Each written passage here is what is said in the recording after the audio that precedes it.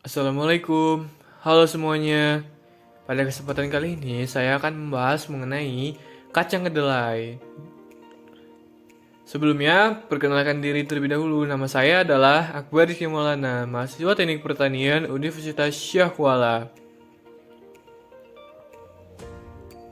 Lalu, apakah itu kacang kedelai? Kacang kedelai atau Glycine Max L merupakan salah satu tanaman anggota kacang-kacangan yang memiliki kandungan protein nabati yang paling tinggi jika dibandingkan dengan jenis kacang-kacangan yang lainnya. Kacang kedelai menjadi bahan pangan yang sangat populer di dalam kalangan masyarakat. Kacang kedelai merupakan komoditas pangan dengan kandungan protein nabati tinggi dan telah digunakan sebagai bahan baku produk olahan seperti susu kedelai, tempe, tahu, dan kecap. Dan berikut merupakan klasifikasi dari kacang kedelai.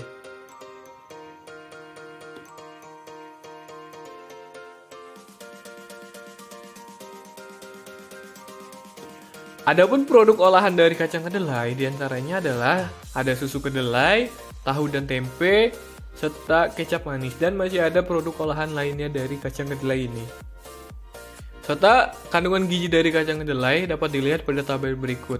Kandungan gizi tiap 100 gram biji kedelai kering.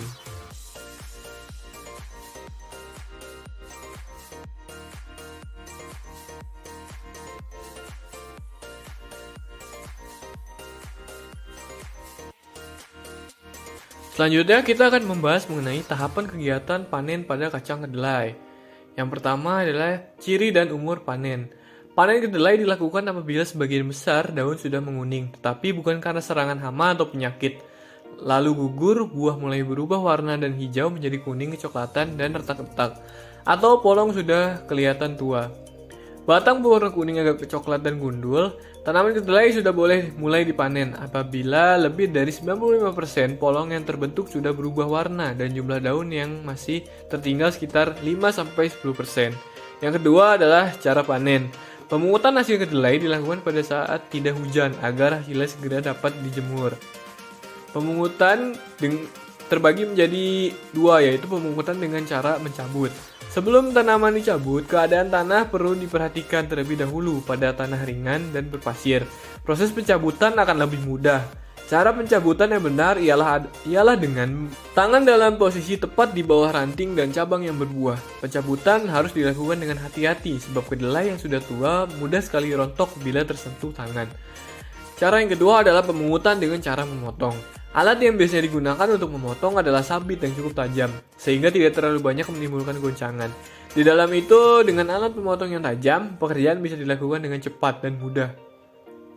Dan jumlah buah yang rontok akibat goncangan bisa ditekan. Pemungutan dengan cara memotong bisa meningkatkan kesuburan tanah, karena akar dengan bintil-bintilnya yang menyimpan banyak senyawa nitrat tidak ikut tercampur, tapi tertinggal di dalam tanah. Pada tanah yang keras, pemungutan dengan cara mencabut sukar dilakukan, maka dengan memotong akan lebih cepat. Yang ketiga adalah periode panen. Mengingat kemasakan buah tidak serempak dan untuk menjaga agar buah yang belum masak benar tidak ikut dipetik, pemetikan sebaiknya dilakukan secara bertahap beberapa kali. Adapun yang selanjutnya adalah tahapan kegiatan pasca panen kacang kedelai. Beberapa kegiatan pasca panen kacang kedelai yaitu yang pertama adalah pengeringan. Tujuan utama dari pengeringan ini adalah untuk menurunkan persentase kadar air dalam biji dari sekitar 15-18% menjadi sekitar 12-13%. Dan untuk memudahkan proses pembijian apabila kondisi berangkasan kedelai sudah menjadi kering, penundaan proses pengeringan berangkasan selama 2 hari membuat persentase biji rusak mencapai 32%. Dan bila penundaan diperlama lagi, yaitu 3-5 hari, persentase biji rusak akan meningkat menjadi 48%. Yang kedua adalah pembijian. Proses perontokan dan pembijian sampai sekarang masih dilakukan secara tradisional. Hal ini tercermin dari masih banyaknya tenaga kerja untuk proses perontokan dan pembijian kedelai.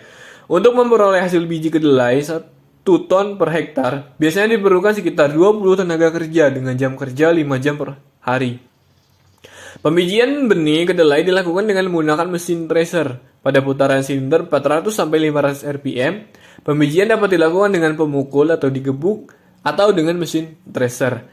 Yang adalah pembersihan biji. Tujuan dasar dari pembersihan biji adalah membuang semua kotoran seperti tanah, kerikil, potongan batang atau tangkai serta daun yang tercampur dengan biji. Biji yang luka dan keriput dipisahkan. Biji yang bersih ini selanjutnya dijemur kembali sampai kadar airnya 9-11%. Biji yang sudah kering lalu dimasukkan ke dalam karung dan dipasarkan atau disimpan.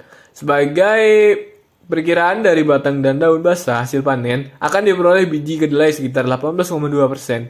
Selain berguna untuk meningkatkan efisiensi dalam proses pengeringan biji, kegiatan pembersihan biji juga berperan penting dalam memudahkan sortasi atau pemilihan biji bernas yang akan dipakai untuk benih. Yang keempat adalah sortasi biji. Sortasi biji adalah kegiatan lanjutan setelah proses pembersihan biji. Tujuan dari sortasi adalah untuk mendapatkan benih yang bersih dan berukuran seragam. Yang selanjutnya adalah penyimpanan biji atau benih. Secara garis besar, penyimpanan biji ini dibagi menjadi dua cara, yaitu penyimpanan dalam udara bebas dan penyimpanan pada kondisi kedap udara. Penyimpanan benih pada kondisi udara bebas berisiko terkontaminasi kotoran atau hama penyakit, karena udara lingkungan dapat berhubungan langsung dengan ruang penyimpanan. Yang selanjutnya adalah pengemasan. Sebagai tanaman pangan, kedelai dapat disimpan dalam jangka waktu cukup lama. Caranya, kedelai disimpan di tempat kering dalam karung. Karung-karung kedelai ini ditumpuk pada tempat yang diberi alas kayu agar tidak langsung menyentuh tanah atau lantai. Apabila kedelai disimpan dalam waktu lama, maka sekitar 2-3 bulan sekali harus dijemur sampai kadar airnya sekitar 9-11%. Yang selanjutnya, apa saja sih permasalahan-permasalahan kacang kedelai di Indonesia ini? Yang pertama adalah pemanenan tidak dilakukan tepat waktu. Pemanenan harus dilakukan tepat waktu, yakni dengan ciri daun yang masih ada pada tanaman sekitar 5% dan 95% polong telah berubah warna menjadi coklat kekuningan. Yang kedua adalah penanganan pasca panen yang belum memadai. Kegiatan pasca panen juga bisa meminimalisir kehilangan hasil, antara lain pemotongan batang kedelai menggunakan sabit tajam. Menggunakan sistem transportasi yang memadai dalam membawa berangkasan dari tempat pemanenan sampai tempat pengeringan. Yang ketiga adalah proses pasca panen masih dilakukan secara sederhana, yaitu dengan cara menjemur berangkasan kedelai di halaman rumah, di lahan atau di pinggir-pinggir jalan dengan atau tanpa alas jemur, dan baru setelah kering dibijikan menggunakan tracer atau bilah bambu. Sekian pembahasan kali ini. Terima kasih.